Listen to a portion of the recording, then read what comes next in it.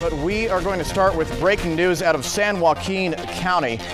The Sheriff's Department is looking for a pair of jail escapees. Deputies learned that Adam Marchand and Joshua Anders were gone during this morning's jail count. Then around 8:30 this morning, deputies say Marchand attacked a farmer in the area of Freedom and Matthews Road in French Camp. He then stole a blue Ford truck with license number 6N65960. Marchand was in jail on a domestic violence charge. Anderson is a drug offender.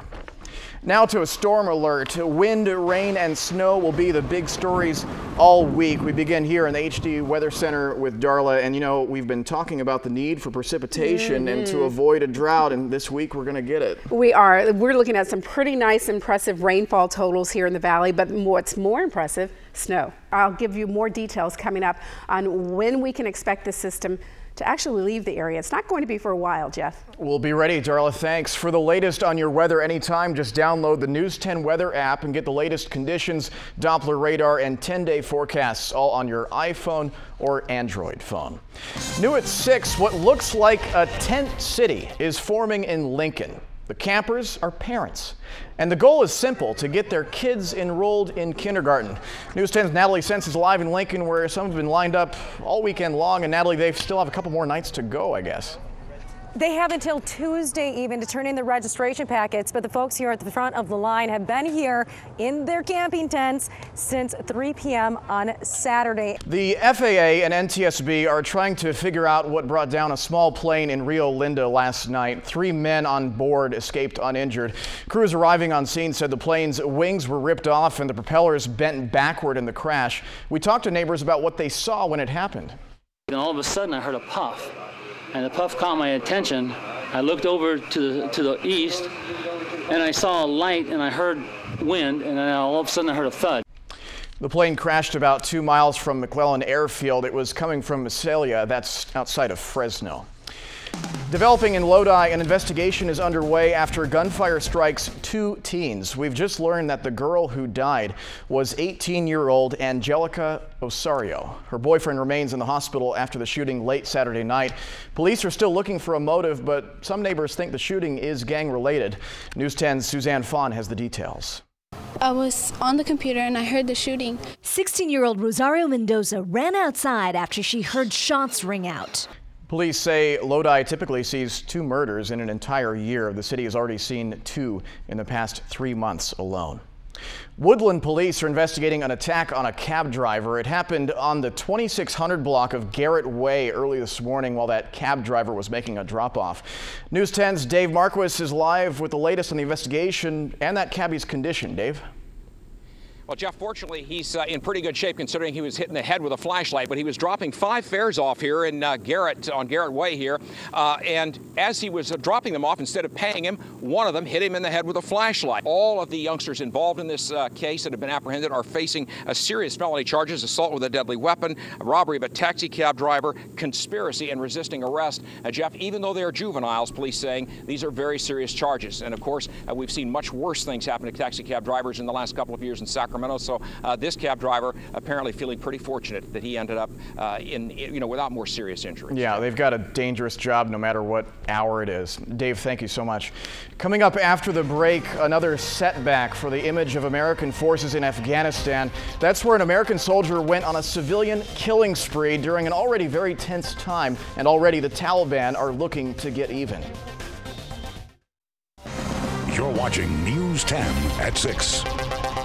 Here's what's happening around the world. It has been 1 year since that devastating earthquake and tsunami struck Japan, killing more than 19,000 people and unleashing the world's worst nuclear crisis in a quarter of a century.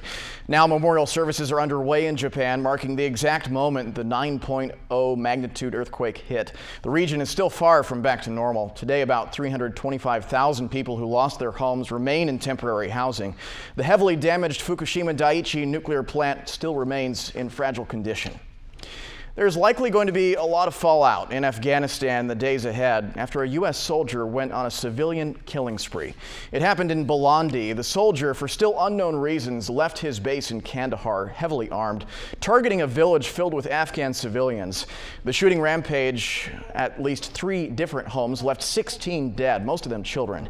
5 others were wounded. The soldier returned to the base after the shootings and he was quickly taken into custody. Now there's fear that the incident could trigger a new wave of violence in an already tense environment. U.S. officials are now on damage control. We deplore any attack by a member of the U.S. Armed Forces against innocent civilians.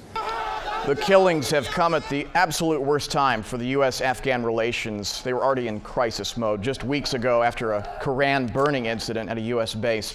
6 U.S. soldiers were killed in the aftermath of that, and now the Taliban is already vowing revenge. You may have seen a lot of runners along the Sacramento streets today. In fact, thousands altogether running in the 8th annual Shamrockin' Half Marathon. 6,500 runners took off from the starting point at Rayleigh Field just before 8 this morning, and 13 miles later they ended up right back there.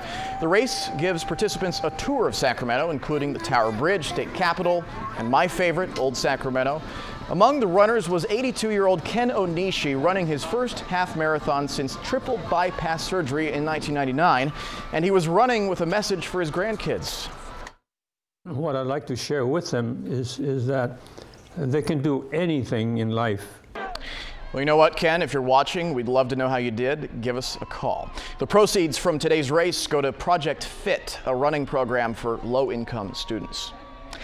Well, Darla is getting her slickers and her boots and all the umbrellas ready. She's got a wet forecast for your week coming up. We'll be right back.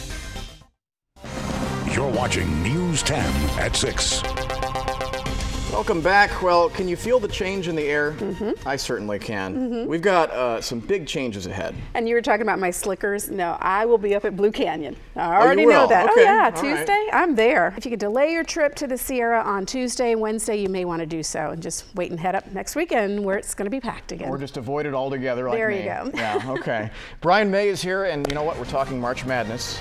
The office polls are coming out. Yep. If history is any indication, I'm already out. I haven't even filled my bracket out yet. I never do good in those office polls. But I'm going to tell you who the #1 seeds are. Also, the Sacramento Kings continuing their longest homestand of the season. We'll give you a preview. The Atlanta Hawks are in town tonight. And with not being so good at picking the office brackets, you're not alone. I'm terrible at it. I always would go after Kentucky, Kansas, and then there'd be some team that would just surprise everybody. Oh, yeah. I do much better when I put money into the Girl Scout cookie fund than when the office right, poll yeah. fund. I have much better results that way.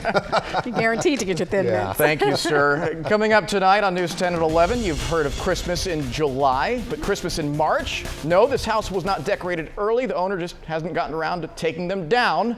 We'll have a lot more on this situation tonight at 11. I promise that's not Darla's house. We'll see you tonight at 11.